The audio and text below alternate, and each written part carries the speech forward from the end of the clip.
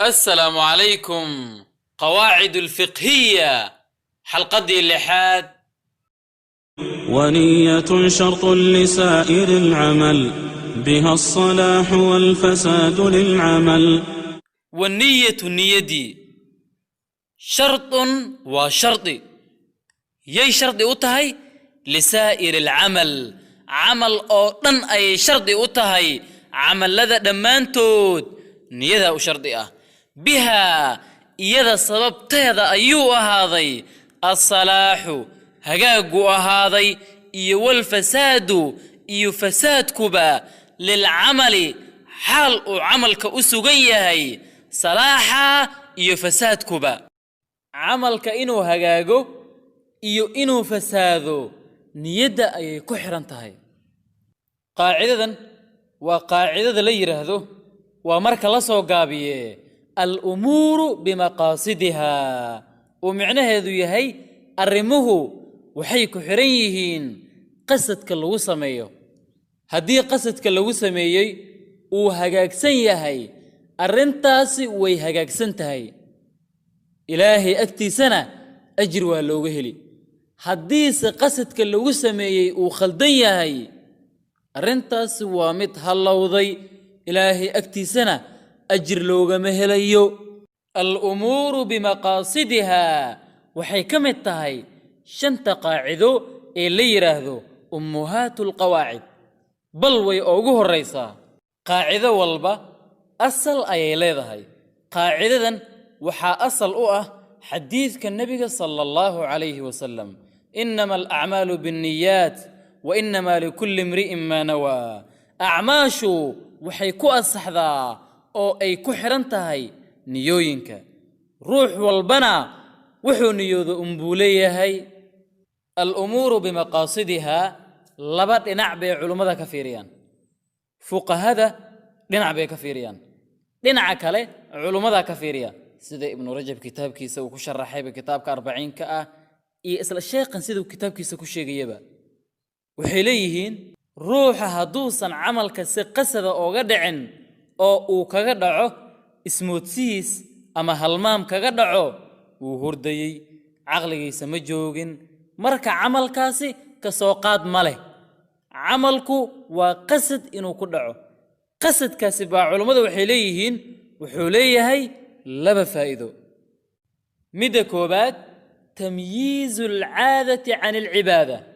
وحو قصد كاسي كلا ساريا عبادة إعادة عبادة حوي وحو البقو الله سبحانه وتعالى الرالي قرينية عاذنا وحوي وحيابها آذنها إي إسكا سميان وإنو عدين دونا إن شاء الله حدبا عباداتك عاداتك وحا كلا ساريا قصدك النية تصالي أهان عادة أهان والإسكي قبستا عبادنا واللو قبستا عبادو واللو قبستايو جنابك وقرد عداتك قبسا عادو يديك بي قبدو كقبسا قبيس كاسي وعبادو مرنا واد اسكي قبيسانو وسق وحبا اسكي دقيسا تصالحان سوقات كتمت واد كلوشو واد قبيستي قبيس كاسي وعادو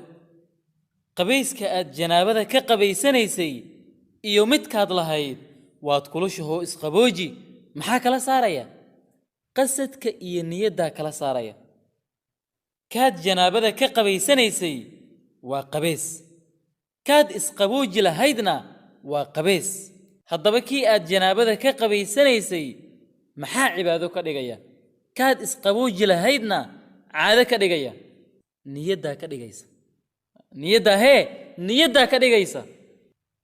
tusaale kale haddaan ku darno oo kii hadda la mid ah ka soo qaad inaad sooman tahay adiga mid walaalkaaga ahna uu dhakhtarka ku yiri maanta waxba ma cuni kartid waxbana ma cabbi kartid baad iyo biyaba haddaba adiga waad sooman tahay isagana waa sooman yahay haddaba adiga soonkaaga maxaa ka dhigaya cibaado isaga soonkiisana ka dhigaya caado waxaa ka dhigaya niyada ka dhigaysa iyada kala soocaysa marka waxaan leenahay niyadu waxay kala soocaysaa waxyaabaha caadaadka iyo waxyaabaha cibaadooyinka midda labaad waxa weeye mar labaad niyadu waxay kala soocaysaa cibaadaadka laftoodii ilaan cibaadaadku way kala duwan yihiin ma isku mid ba laba rakacadood oo waajib ah way jiraan laba rakacadood oo sunno ahna way jiraan haddaba labada rakacadood ee waajibka ah iyo labada rakacadood ee sunnaha ah maxaa kala soocaya oo midna ka dhigaya waajib midna sunno ka dhigaya waa niyada tusaale ahaan salaadii subax baad masjidka soo gashay tahiyatul masjid baad tukatay kadib markaad tukatay baa salaadii la galay haddaba sunnihii aad tukanaysay waa labo tan waajibka ahna waa labo haddaba midna maxaa waajib ka dhigaya midna sunno ka dhigaya niyada ka dhigaysa al-umuru bimaqasidiha kaliya kuma saabsanaynta waxyaabaha mubaaxaadka ah ee aadanaha iska isticmaalaan oo aan cibaado ahayn haddii niyo la geliyo niyadaasi cibaado isku bedeli tusaale ahaan cuntada aad cunayso qasad iyo niyo haddaadan u cunin kaliya aad u cunto gaajada iskaga saar taasi waa caado ajir kaga heli maysid laakiin haddii aad ku cunto niyo ah cibaadada aad ugu xoogaysatid cuntadaad cunaysay ayaaba lafteeda ajir laga siinaya hurdadaad habeenkii seexanaysay haddaad sariirta qab iskaga dhacdo markaas waad iska seexatay dembi maadan samayn laakiin waxba ka heli maysid laakiin haddii aad ku seexatay cibaadada aad ugu xoogaysatid niyadaasi ayaaba ajir kaga helaysaa sida ku sugan Sahih Bukhari oo uu yiri Mucaad inni ahtasibu nawmati kama ahtasibu qawmati taagnida aan cibaadada u taaganahay sidaan ilaahay ajir ooga rabo baan hurdadan hurdayana ilaahay ajir ooga raba xaaskaaga markaad isarkaysaan haddii ay niyadaada ku jirto shahwada un ku gudo marka ajir ka helmaysid laakiin haddii ay niyadaada ku jirto iyada dhowr adigana aad ku dhowrsatid marka ajir baad helaysaa ahbaabi qaacidadan waa qaacida ballaaran baab aynan gelin malahan jinaayaadka baab walba wa niyatu niyadi shartun wa sharti lisaa'ir al-amal amal oo dhan ay sharti u tahay biha iyada sababteeda ayuu ahaaday as-salaahu hagaagu ahaaday iyo wal fasaadu iyo fasaadkuba lil amali حال وعملك أسوغن هاي صلاحة إيه فساد كوبا حلقة اللحاد حلقة سي أينو كسو قبيننا